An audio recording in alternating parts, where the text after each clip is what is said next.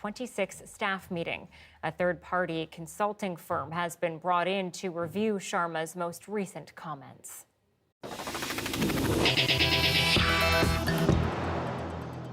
Well, donations for Ukraine have poured in from BC and the rest of Canada. That includes more than $500,000 raised by liquor and cannabis stores here.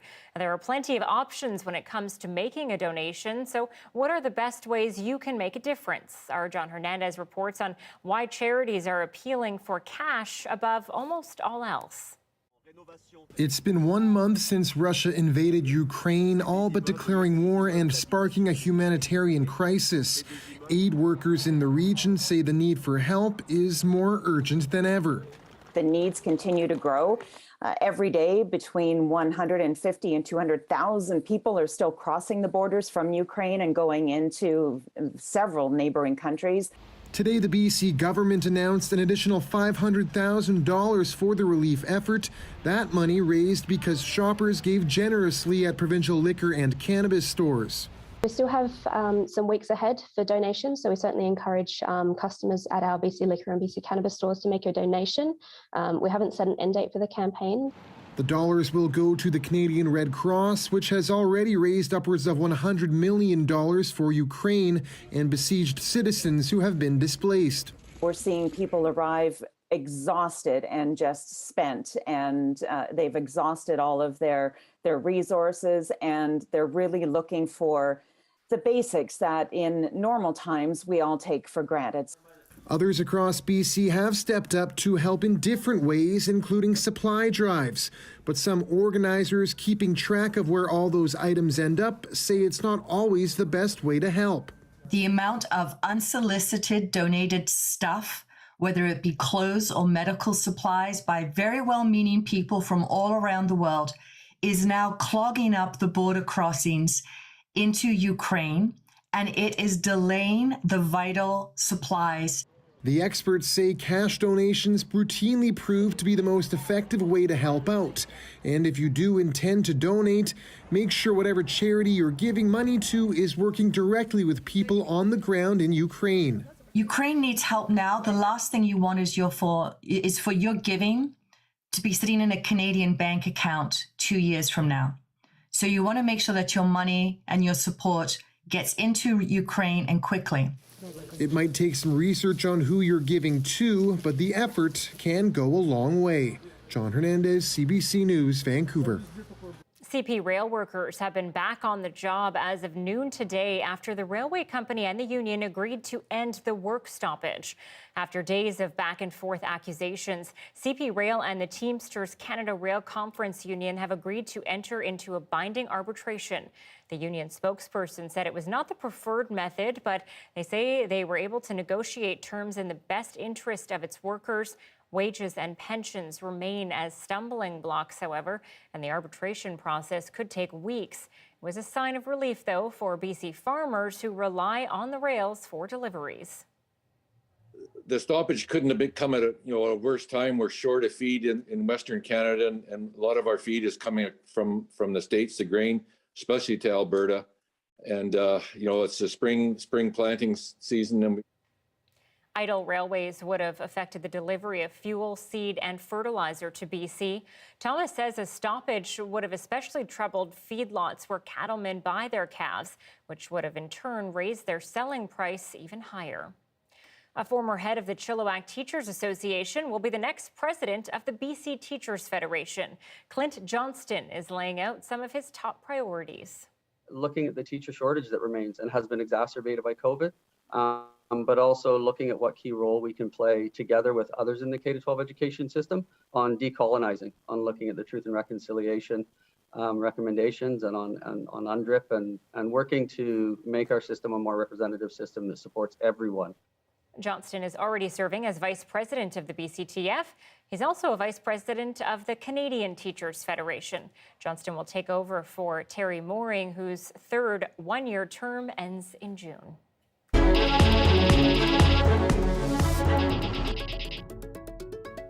Well, Well, two federal parties, the Liberals and the NDP, are entering into what they hope is an alliance that lasts through to 2025. NDP leader Jagmeet Singh negotiated the deal in exchange for the government to push ahead with social reforms. This agreement is not about compromising the core beliefs of either of our parties or denying the differences between us. What it is about is making sure that those differences don't stand in the way of delivering for Canadians. Our legislative reporter Mira Baines brings us the reaction to that announcement from BC, and she's also looking at what happened here when two provincial parties reached a similar agreement. Pundits and the public are asking whether the deal is about politics or policy. The Liberals have agreed to advance priorities that matter to the NDP, like a dental care program, pharmacare, childcare, and affordable housing. The alliance could keep the Liberals in power until June 2025. I think the Liberals look like the initial winners. Time will tell, I think, for us to see how successful the NDP has been at this. They've been promised some certain policy developments. This NDP MP from BC's Northwest says his party will hold the government accountable, but agreement is essential to pushing forward on issues it campaigned on. I meet so many people in Northwest BC who can't afford to fix their teeth or their kids' teeth. This is a profound step forward for our country. In BC, the NDP and Greens faced scrutiny when John Horgan and former Green leader Andrew Weaver struck what was known as a confidence and supply agreement so the NDP could gain power.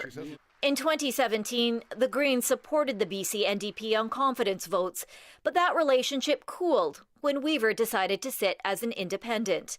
Horgan called a snap election during the pandemic, winning a majority.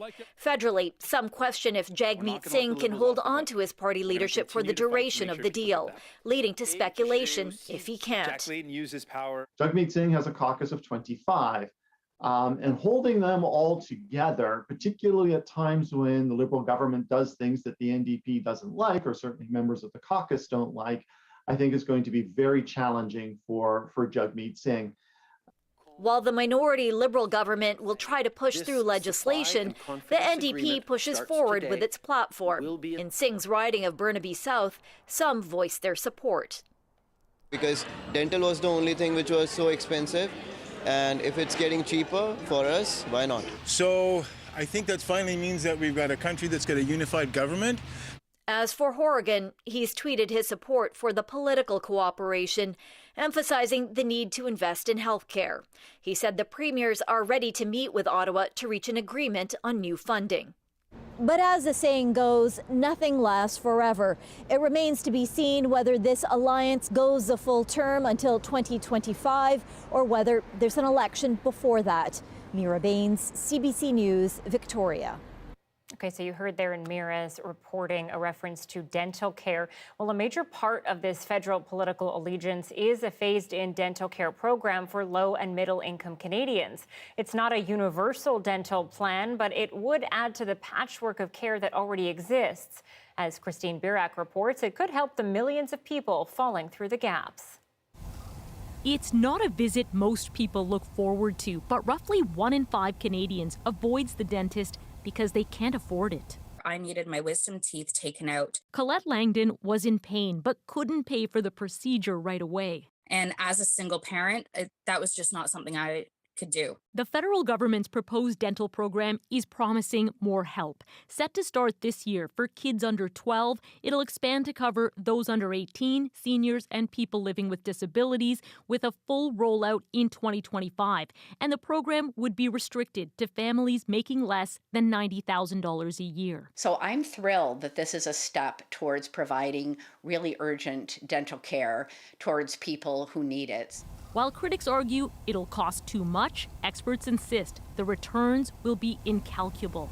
When people don't receive the dental care that they need, it often develops into more serious issues, costing the healthcare system a lot of money. In Ontario, estimates have shown someone ends up in an ER almost every 9 minutes with dental pain. Most cannot be treated, and visits have cost the province up to $31 million a year. Depending on where you live, you'll be eligible for a program or potentially for services, and you live in another province or territory, you may not be.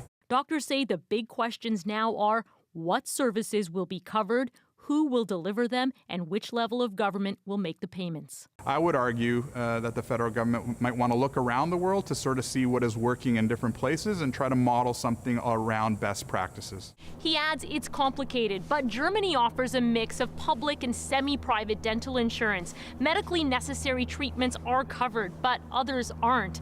Tough decisions that'll need to be made quickly in order to get Canada's program up and running. Christine Birak, CBC News, Toronto. 100 new spaces are coming for people in Greater Victoria needing complex care. These complex care services are a vital step in building a comprehensive system of mental health and addictions care, building that from the ground up, a system that did not exist 5 years ago. The provincial program will support those with overlapping challenges who would otherwise be facing homelessness or eviction. The spaces provide at-home support with nurses, social workers, and a variety of other healthcare professionals. BC plans to deliver 500 complex care spaces over the next 3 years.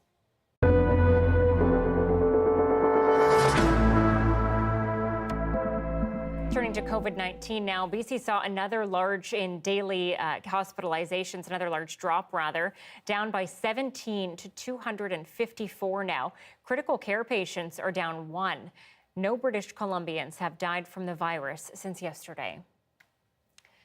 All right, so let's turn our search to our search for BC's best small town. It's a pretty friendly competition led by our municipal affairs reporter, Justin McElroy. With the first week of voting behind us, we are now looking at second round matchups, and that means Vancouver Island's towns are facing off.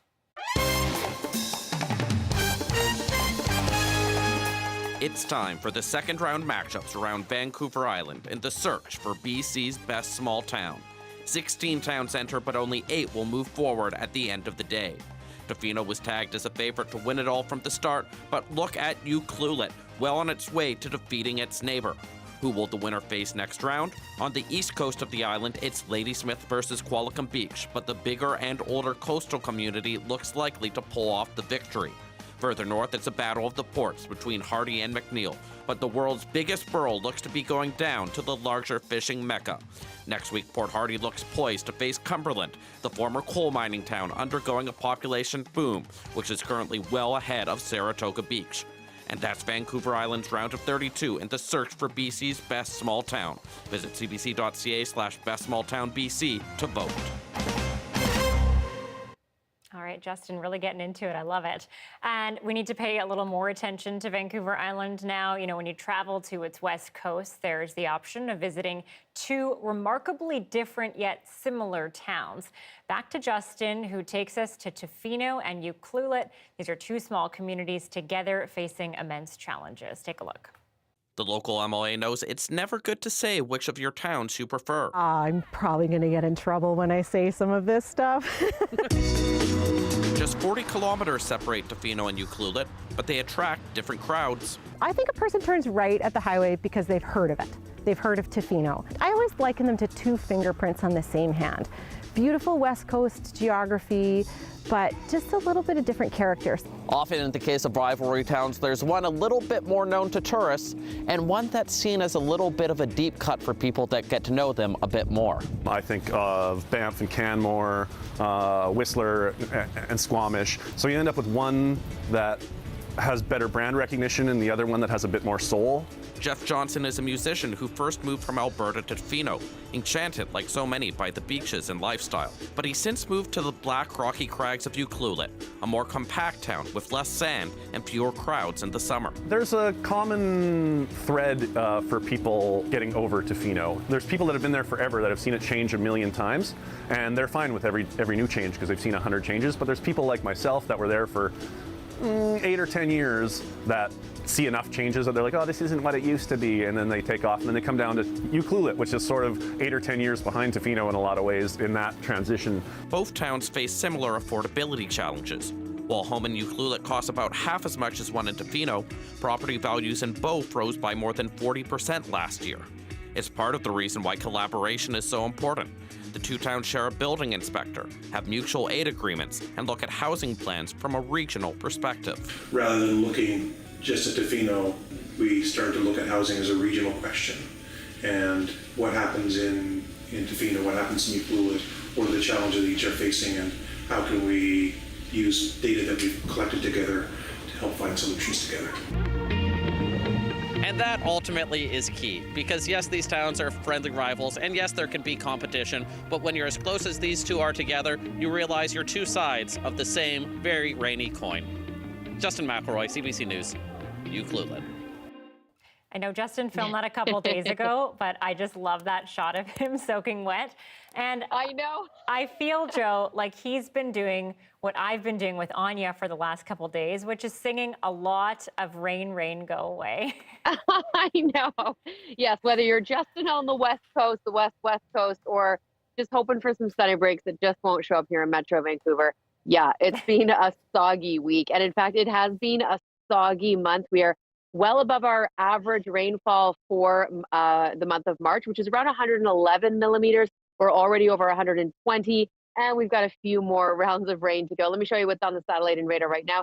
Here in North Van, we're starting to see those showers return. I've also put the temperatures on there. We did hit 10, 11 earlier today at YVR, but struggling in the high single digits. Now we have that southwesterly flow. We're in the warm pocket of the system, so that was our hope for a taste of teen temperatures, but we didn't quite make it with the additional cloud cover. Wanted to show you the warnings that are in place. Rainfall still up towards Paris, and I've got the marine wind warning still in place around the island. We're looking to get into the cold front of this system tomorrow, so a slight drop in temperatures, but as that front slides through, here's 9 a.m. Let me get through to the afternoon. Dramatic clear out. I think that'll happen around 4 p.m. It'll be so nice to see the sunshine, and I've got, believe it or not, Anita, a couple more sunshine days ahead, so we have to start singing Sun, Sun, Mr. Golden Sun. Oh, you know, I don't think I've sang that to her yet, so I am ready for it's time. Thanks, Joe. You're welcome. Weather update brought to you by Alegria by Cirque du Soleil. Opens March 25th at Concord Pacific Place. A Canadian sniper fighting Russian forces in Ukraine is alive. His death fabricated. What he's doing to fight the Kremlin's disinformation campaign about him. That's next.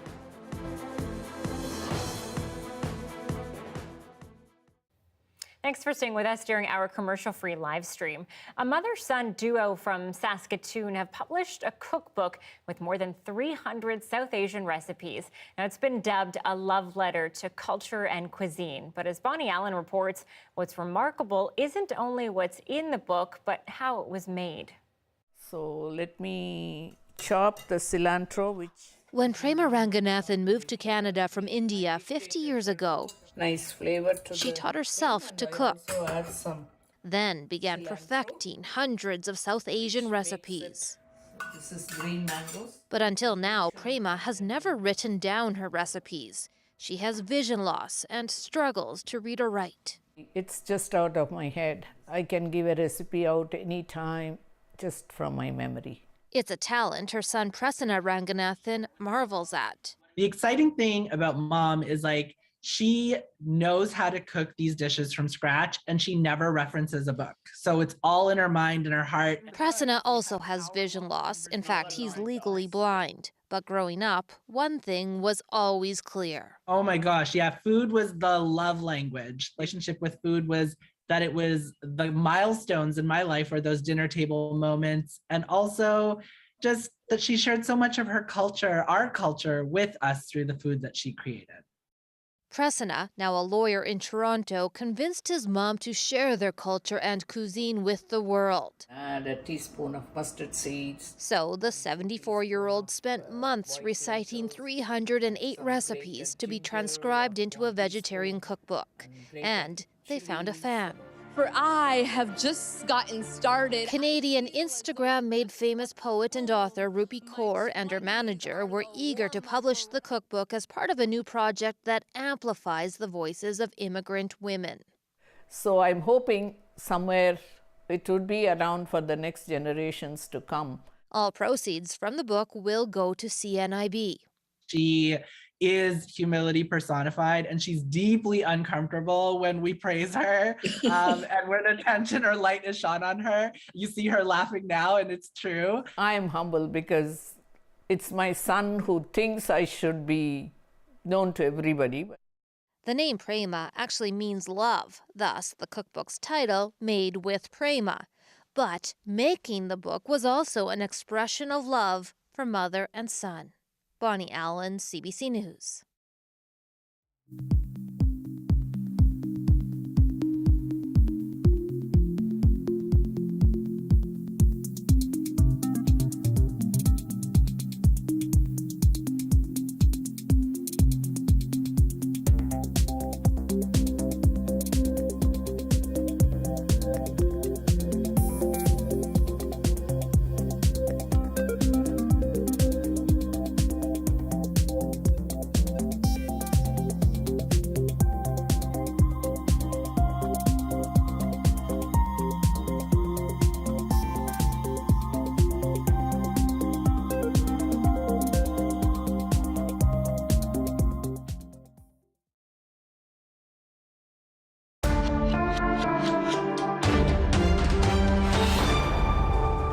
Turning to the war in Ukraine, some military experts suggest the conflict has settled into a cruel cycle of attrition as Ukraine's defenses refuse to give and Russia is destroying what it can take.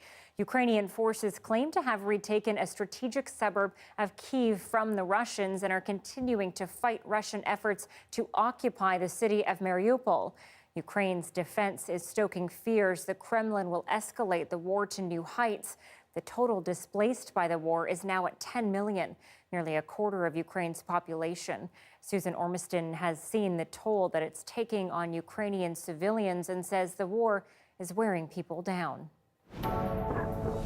To the southeast, there is no relief in Mariupol.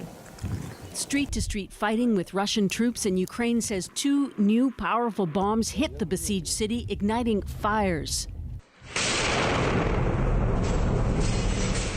Should understand that at least each 15 or 20 minutes bomb are dropped to my city. A lot of death, a lot of crying, a lot of awful war crimes.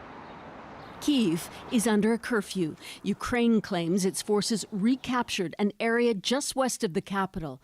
But black smoke is rising over the city with the sounds of multiple explosions. Ukraine's president took his plea for more pressure on Russia to Italy's parliament. Яку одна людина готувала давно, одна, десятки років, заробляючи шалені кошти на експорті нафти і газу, направляючи їх на підготовку до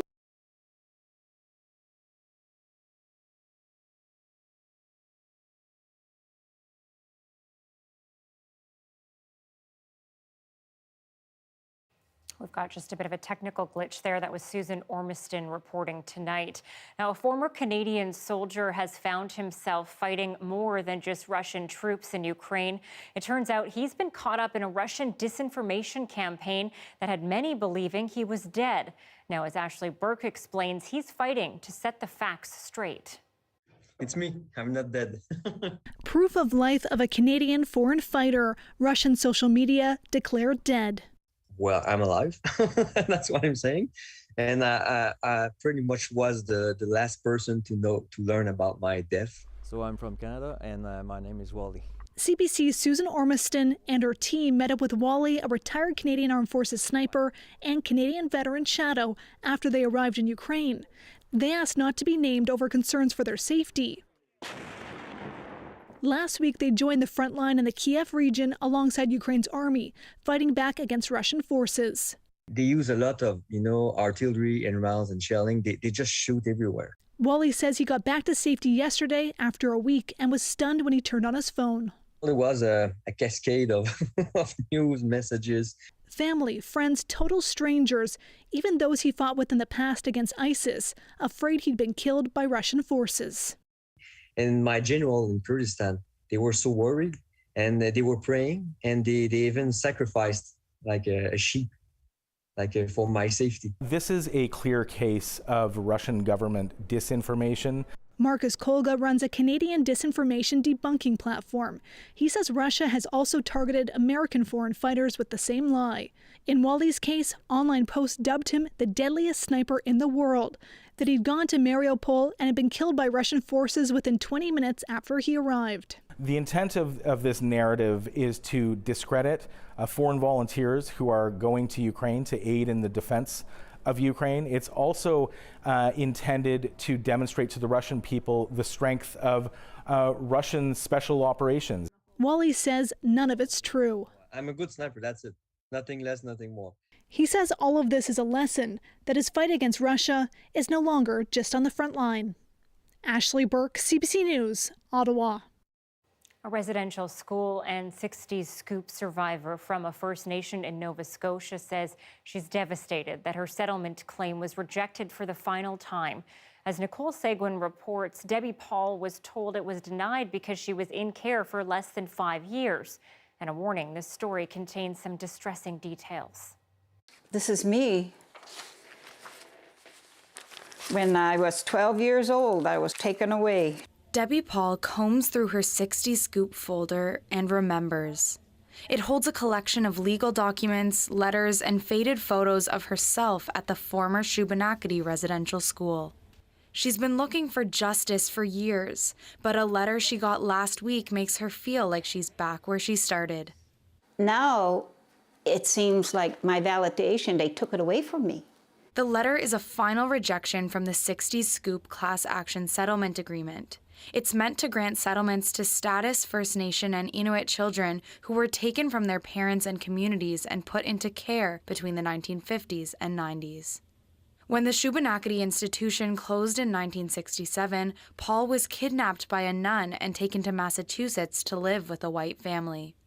She says she was abused and treated as the family's housekeeper against her will. Then, after a year, she was put on a plane back to Nova Scotia, alone with no knowledge of where she came from. I didn't suffer. According to here, I didn't suffer long term. Excuse me, it's a lifetime. If it happened once, it's a lifetime. In 2018, Paul applied to the 60 Scoop Class Action Settlement Agreement. 3 years later, she traveled back to Massachusetts and found proof of the year she spent there. She sent in every legal document she could gather and appealed the first rejection with no legal help. Then came this letter. Paul was told she was rejected because she wasn't in care for more than 5 years. She has no right to appeal. This is Canada. We're supposed to be a free country. I should be able to appeal that decision. Doug Lennox is one of many lawyers working for survivors on the class action. He says if a claim is denied under this settlement, it might succeed separately. I don't want them to feel rejected. I don't want them to feel that their experience hasn't been validated. It's just that their circumstances may be a little different. Paul says this isn't the end of her journey. She wants to reach out to the more than 10,000 other survivors across the country who were also denied compensation. We were still taken. We fit somewheres in the mix. You know, the harm was still done. We are living it. Paul says she plans to find new legal counsel to revisit her case. Nicola Sagan, CBC News, Halifax. Turning to U.S. politics now, Supreme Court nominee Ketanji Brown Jackson faced her second day of questioning at her confirmation hearing today. President Joe Biden's first pick for the High Court was grilled by Republican senators on her record. The CBC's Mukta Gebrselassie reports on the accusations she faced and how she defended the rulings she'd never actually made.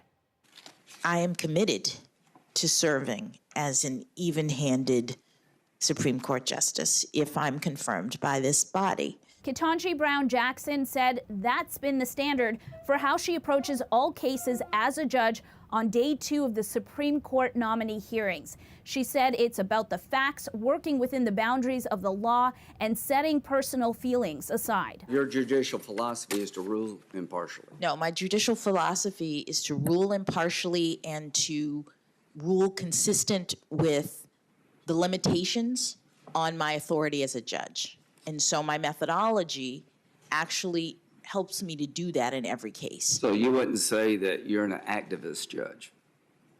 I would not say that. Okay. From free speech to the right to bear arms, she will defend the Constitution, she said, and ensure that it will be applied equally to all. Now, some of the Republican senators have questioned whether she is soft on crime. In fact, Senator Josh Hawley, both at the hearing and on Twitter, has accused her of having a record of letting child porn offenders off the hook. Now, his claims have been debunked by some fact checkers at several media outlets, including the Washington Post. Now, here's more from Jackson reacting to the claims. Then I impose a significant sentence and all of the additional restraints that are available in the law. These people are looking at 20, 30, 40 years of supervision. They can't use their computers in a normal way for decades. The Democrats on the committee say she's not soft on crime, and the fact that law enforcement agencies have publicly supported her proves that. Jackson will continue to be questioned for the rest of the day and then again tomorrow. Magda Gebrselassie, CBC News, Washington. It's long been thought that sharks don't sleep, that they don't need any shut-eye as they swim through the depths. One SFU researcher has discovered the opposite may be true. Coming up, what his insight into sleeping sharks could mean for our own evolution.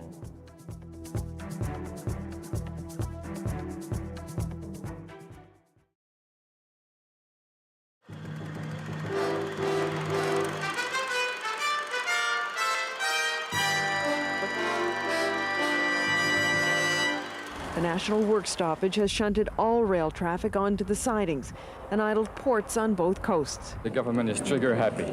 Earlier in the week, both the Bloc Québécois and the New Democratic Party refused the unanimous consent that was necessary to push back-to-work legislation through the House immediately. Much of the Liberal debate today was taken up with a stream of accusations against the Bloc. They're going to cost to the taxpayers of Canada a minimum of 4 hours when you bring people in, another $100,000, so that their ego trip can be prolonged one more day. After 3 hours of debate, the Liberal majority easily won today's vote. I declare the motion carried. Labour Minister Lucien Robillard defended her government's legislation. Each day is important because we have laid off. Another final vote will take place tomorrow. Then the Senate will vote. The government wants the trains rolling as soon as possible. Canada's railways started to get back on track today. Tens of thousands of striking workers were on the job after being ordered back to work by Parliament. But full freight and passenger service won't resume until the middle of the week. And even though the trains are rolling, the work stoppage has already taken a big toll. Here's the CBC's Ron Charles. It's been more than a week since these trains have moved, and because of that, parts of the economy haven't been moving either. The rail strike meant a parking lot full of new vans for this Ford plant. With no way to move them out and no way to move parts in, the plant's been running at half capacity. The strike did disrupt our production of vehicles that were ordered by dealers and by customers, both in Canada and the U.S. In Alberta, grain elevators were waiting to be emptied, farmers waiting to be paid.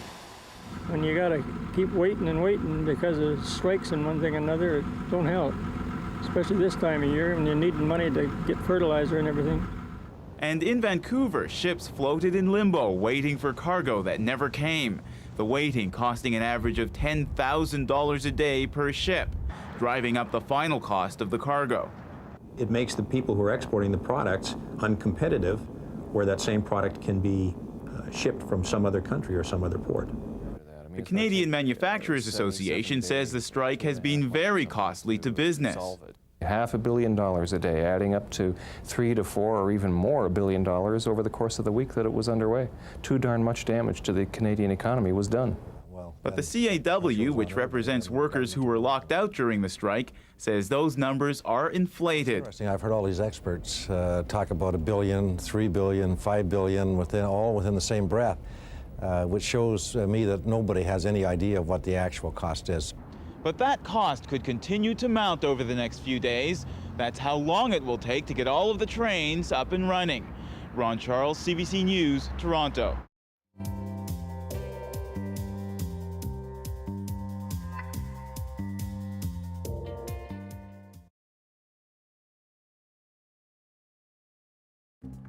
Here are some of the stories we're following tonight on CBC Vancouver News. The CEO of the Fairmont Hot Springs Resort, who's been placed on leave because of recent sexist remarks, was also the subject of complaints at his previous job for an alleged comment concerning rape. Right now, Vivek Sharma is currently the subject of a third-party review for suggesting that women go clean some rooms and do some dishes. Now, staff at the Sun Peaks Resort, where Sharma previously worked, have come forward saying he used inappropriate and downright disgusting remarks toward women.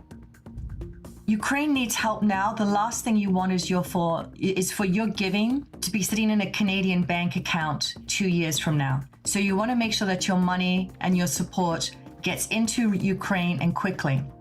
Charities are appealing for cash donations to help those in Ukraine.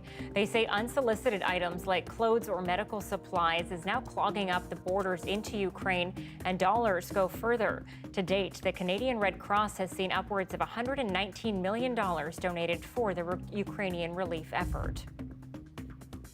A 22-year-old has pleaded guilty to manslaughter and accessory after the fact in the death of a New Westminster woman. 49-year-old Ma Cecilia Loreto was killed in her home in March of last year.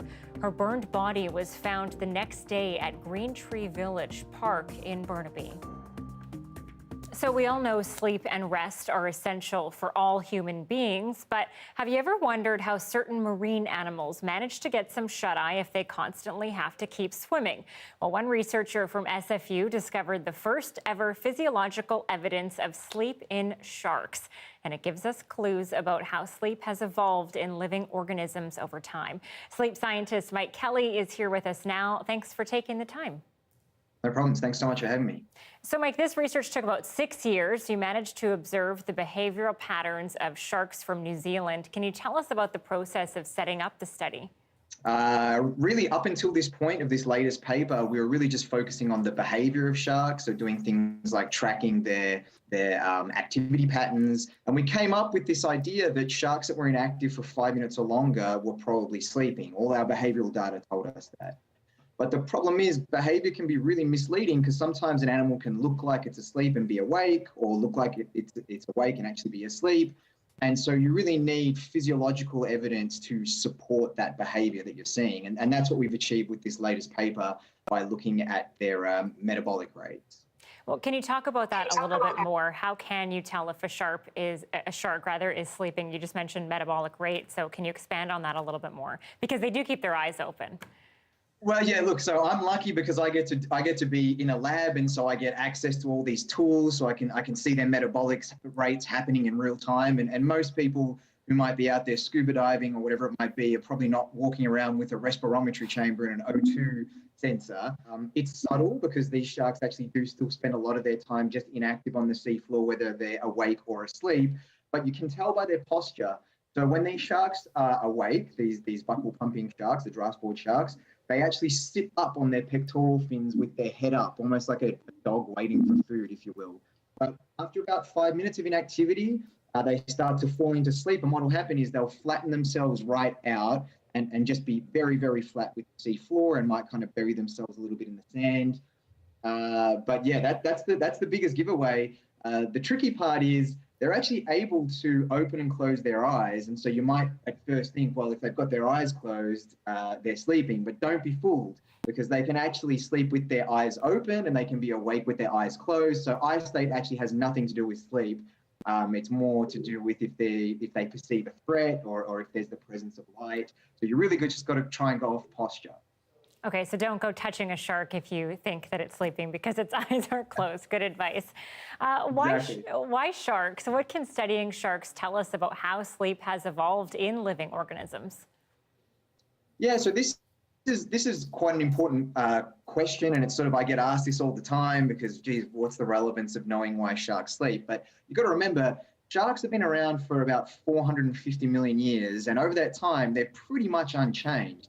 And if you think of another thing, it's that we don't really know why we sleep, right? And so the best way to try and understand why we sleep and the functions of sleep is to maybe try and look back to the past to see where sleep began in other vertebrates. Now, sharks are the oldest known living vertebrates, and we're jawed vertebrates as well. And so, yeah, when we look back to 450 million years ago, and we have a look at how they're sleeping, this starts to help us put this puzzle together of what's going on with us. Fascinating stuff. Mike Kelly is a sleep researcher. Thank you. Thank you. This is not Harry Potter's bedroom under the stars, and this is not Diagon Alley. A lot of effort went into these creative Hogwarts replicas. We'll introduce you to the fundraising moms who pulled it all off. But first, 6:42, you're looking at a live shot down Cambie Street in Vancouver tonight. Looking like a lot of traffic out there. Joe is here with a full weather forecast, a hint as to when we'll be able to see a break in the clouds that's coming up.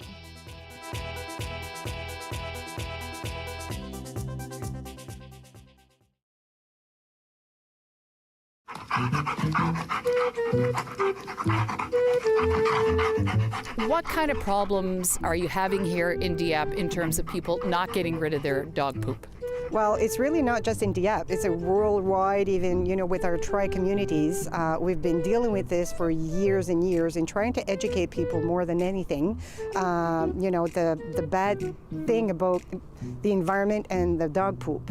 So right now, I think we're really going to concentrate on the environment, how bad it is, because people don't realize that dog poop and human waste is the same. They need to be treated the same way, and people don't realize that. The thing is that with the water so close with the riverside, that is right there, that people don't realize when it rains or anything like that, that all the toxins and all that, they go into the marsh. They need to pick it up, bag it, and put it in the bags that we provide, garbage cans that we provide them here in the city.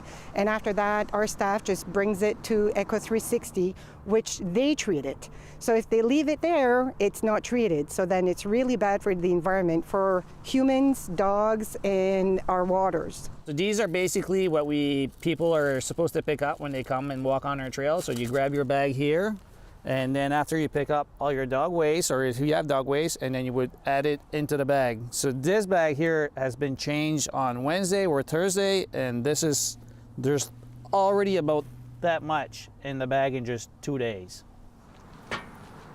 I think it's basically just laziness. I think dog owners are on that part become lazy. A lot of the big problem is mostly in the wintertime. I feel in the wintertime because of the snow. They feel, well, it's on the snow, I don't want to walk in the snow and pick it up, and the next snow will cover it up. So it kind of disappears. But then we get all these surprises in the spring, which is where we're at right now. We have a run. We actually call it the poop run. Our staff is very aware of it. We have a list of all on this trail we have 15, but we have over 40 sites in the city, which we pick up dog waste.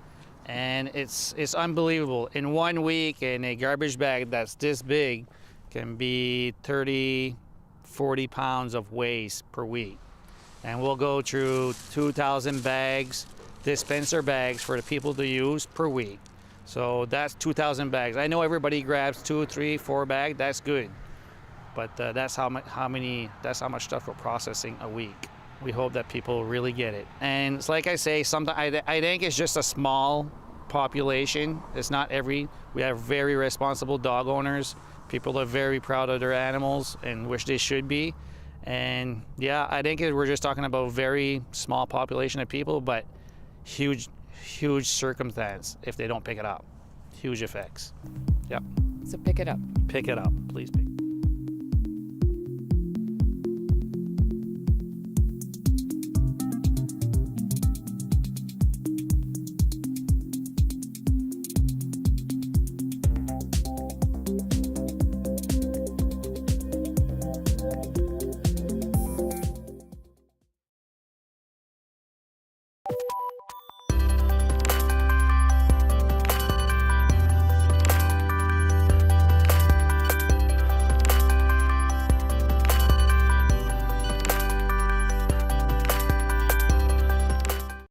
In the year 2050, how will BC look? From agriculture to cities, how will climate change life? Don't miss 2050, Degrees of Change, a CBC Vancouver original podcast, now available.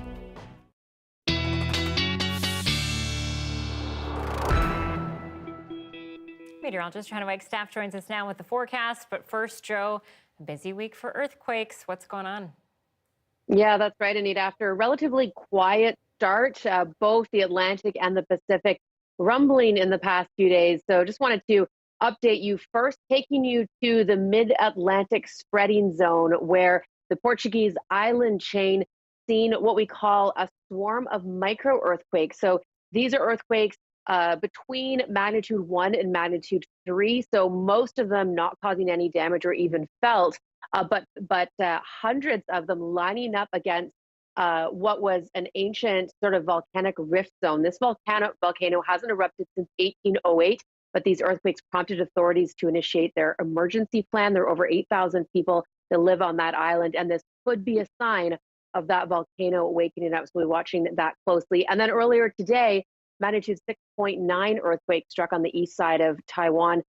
Strong shaking felt across the island. Luckily, no reports of injuries, but some damage to buildings there. Taking you back to our west coast, where our own seismometers across Vancouver Island picked up the shaking from the Taiwan earthquake. But always a reminder when things are going on in other parts of the world that we too live in a seismic zone.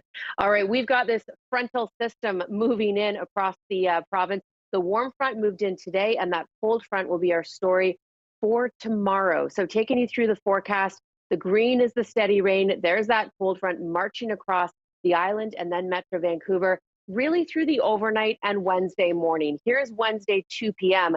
That front will then head across to the Kootenays, clearing skies. Here's a snapshot of Thursday, mid-morning. We will be between systems for most of the province and for almost a couple of days. We'll see clouds roll in for Friday, but I think the rain will hold off with the next approaching system until Saturday. So I do have to put the showers back in the forecast for places like Kelowna, Williams Lake, 12 in through Cranbrook.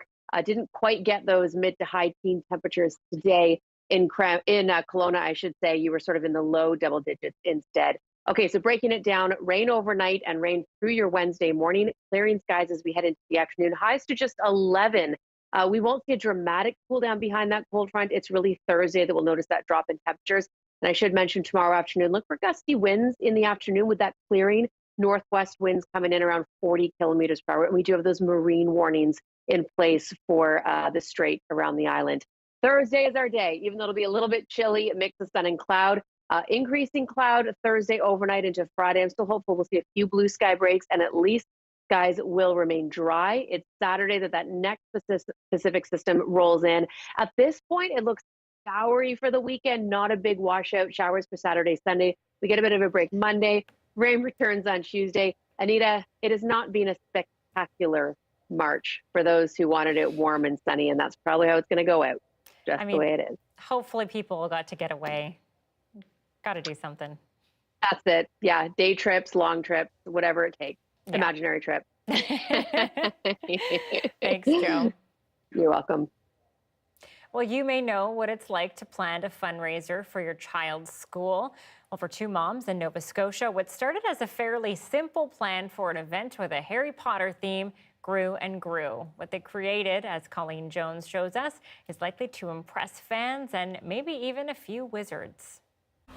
Have you seen this wizard? Come along with me for a Harry Potter tour. Meet Christina Wenzel and Andrea Smith-Young, two of the mothers who spent the over 2 years of the pandemic to build this. It's called The Magic of Harry Potter. The attention to detail is amazing. Now we're in Harry Potter's bedroom, 4 Privet Drive, and this is the cupboard under the stairs where Harry grew up. So it's meant to look like a storage cupboard with just a little bit of space for Harry to sleep in. Oh, Harry got his invitation to Hogwarts through the fireplace, and the letters came flying out of the fireplace. So of course we needed to have that. It's entirely built out of appliance boxes. Just for the record, Christina and Andrea are not Hollywood set designers and had no experience on how to do any of this. But as COVID grew, the scope of their project grew too. The detail's very important to us. It helps make the feeling more immersive, but it's also important to fans of the stories. They would know the titles of all the books in this stack of books here that Hermione might be reading. They'd know the pages that are open. Everything on this desk and every surface in this display has a meaning to the story and ties back into the storylines and the characters. Imagine trying to build a thestral. We'd never worked with paper mache before. It took about 4 months to make it because we kept kind of running into problems and having to figure out how we were going to fix them. Christina built the thestral in her dining room, but for most of the other sets, like the Hogwarts Express, they plus another mom, Lisa Geck, took over Christina's parents' basement. They thought it was only going to be for 6 months or so, and it ended up being for 2.5 years. This weekend, they opened their fundraising Harry Potter exhibit at the Bridgewater Mall. A success? You bet. 3,500 people went through it, and they've raised $15,000 for Bayview Community School. It's been such a success, they've decided to keep the magic going for the next 2 Saturdays to raise even more money. From Hermione's desk to Harry Potter's bed, then there's Diagon Alley, perfect in every way, right down to the Slug and Jigger's apothecary. Don't know if this makes the traditional chocolate bar fundraisers obsolete, but these moms just raised the bar on school fundraising ideas. Colleen Jones, CBC News, Bridgewater. This teacher's long locks lopped off. Who exactly did the chopping and why? We've got the answer coming up.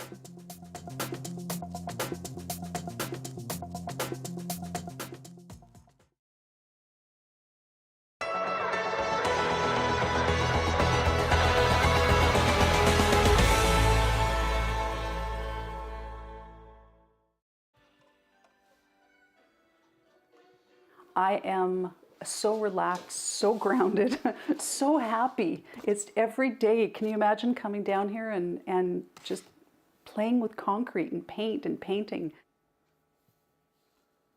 Hi, I'm Janice Doherty, and I am the owner and artisan of Gnome and Garden. I make small stature concrete gnomes.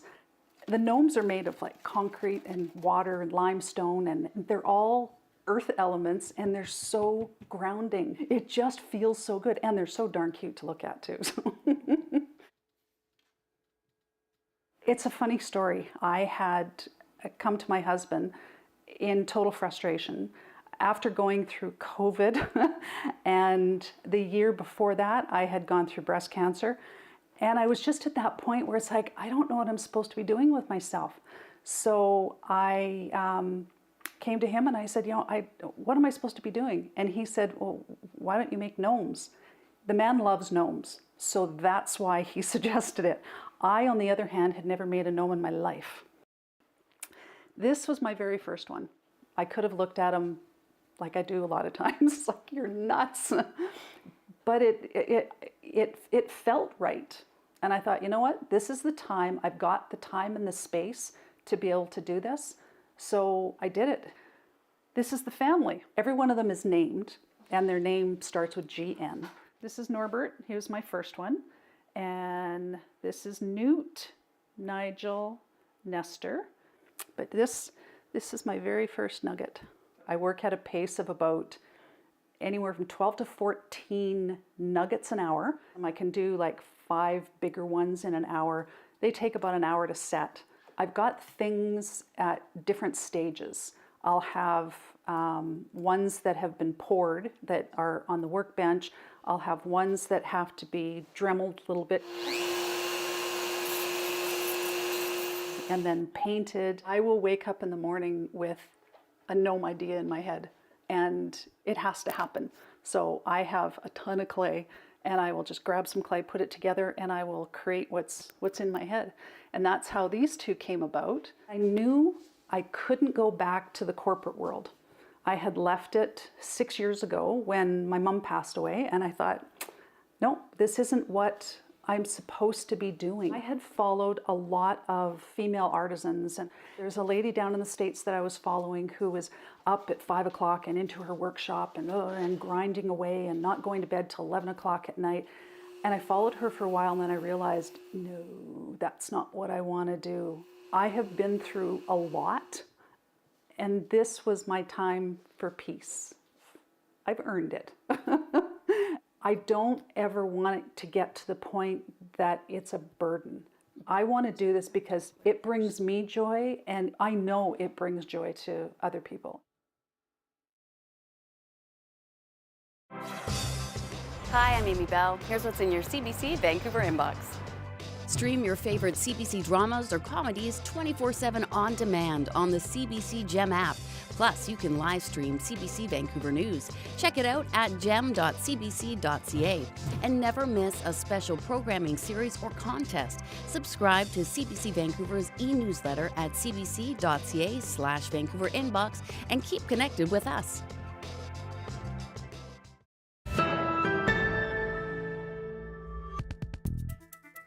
For the past 2 years, a high school teacher in New Brunswick let his hair grow, and grow it did. Those locks became the center of attention during a school assembly once COVID restrictions loosened in that province. And what better occasion for students to give their teachers' hair a trim, all for a good cause. It's our first assembly in 2 years. It was amazing. The energy from the crowd, you could see they were excited to be all together in one space. Your first assembly in 2 years, so some of the kids who were in there today, they would not have been to an assembly at St. John High before? Nope, that was their first. They've heard about it from the grade 11s and 12s, but they would have never seen a full assembly before. Nothing to that extent. We've raised over $4,600. There are still some funds that are coming in. And I've been assured that no matter what, by hook or by crook, there will be $5,000 to donated to the Red Cross. Going to go to the Red Cross Ukraine humanitarian crisis, and then of course with the donations that's being doubled as long as it hasn't hit the cap. So that's our $5,000 will hopefully be used for good. And then the hair is going to be donated to the BC Children's Hospital for the donation of creating a wig with it. I hope that basically from this whole thing that, you know, there's been some awareness raised, that they want to go out and they want to fundraise, they want to try to change the world, do something good. That sometimes just sitting idly by is something that they don't have to do. You know, it's going to be an interesting look for a little while, but yeah, I'm still kind of excited about this. Some great causes. I don't know if you caught that, but he mentioned that some of that money will be coming here to BC Children's Hospital. A wonderful example for his students. Well, that brings us to the end of our show tonight. Thanks for watching CBC Vancouver News. We are back tomorrow. Good night.